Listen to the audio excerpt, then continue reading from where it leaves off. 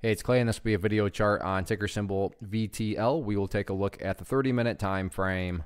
Real quick, what do I mean by 30-minute in case maybe you're new to charts? Instead of each one of these candlesticks here representing 1 day's worth of price action, which is what you would normally see, each one represents 30 minutes. So while this here may look like several days worth of time, it's actually today's price action broken down into 30-minute time slices. I like to do this time frame. That does a good job of telling the quote-unquote story of the price, and then makes mapping out levels of support and resistance a bit easier to see. I did this analysis on Friday, so that is where the green and red line annotations are coming from. And after today's price movement, definitely some updates need to be made. Volume remains strong. In fact, the first 30 minutes was crazy today. But like I said, let's get these updates in place. First, I'm going to do is a little house cleaning and just get rid of that line there. Sure, that level pertains, just not relevant right now. And from a presentation standpoint, I don't want to risk causing confusion because there's clutter with lines everywhere. So let's try to keep this as clean as possible. The first update, though, that needs to be made comes about based on a foundational rule in charting, which states when levels of resistance are broken and closed above, you want to see them act as support. So 60 cents was that area of resistance going into today. And you can see right there during that opening 30 minutes when the price was able to push up through that level, that is essentially what opened up the floodgates, and the things just continued on up from that point.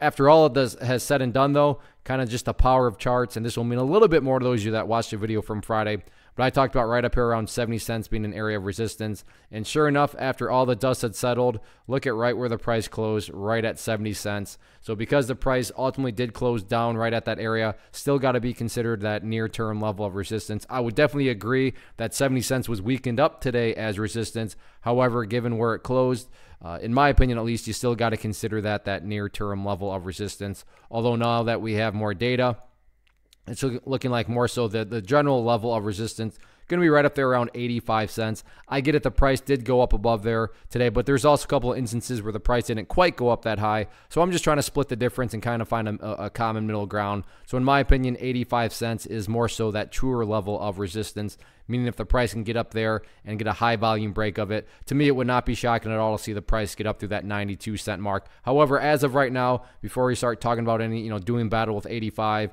the price first has to show that it's able to get above 70 cents and stay up above it. But all in all, like I said, another crazy day. We'll see how this week continues to play out. Still 4 days left. One of the biggest questions I get is, hey Clay, how do you find the stocks that you trade? So what I've done is put together a free resource guide where I talk about the tools that I use to locate stocks that I find interesting and think may have potential. So if that sounds like something that could add value to you as a trader, then click on the image that is up on the screen right now and I will email you the guide. The guide itself is very short and to the point, and best part, it's completely free. Thanks for watching the video. Let me know if you have any questions.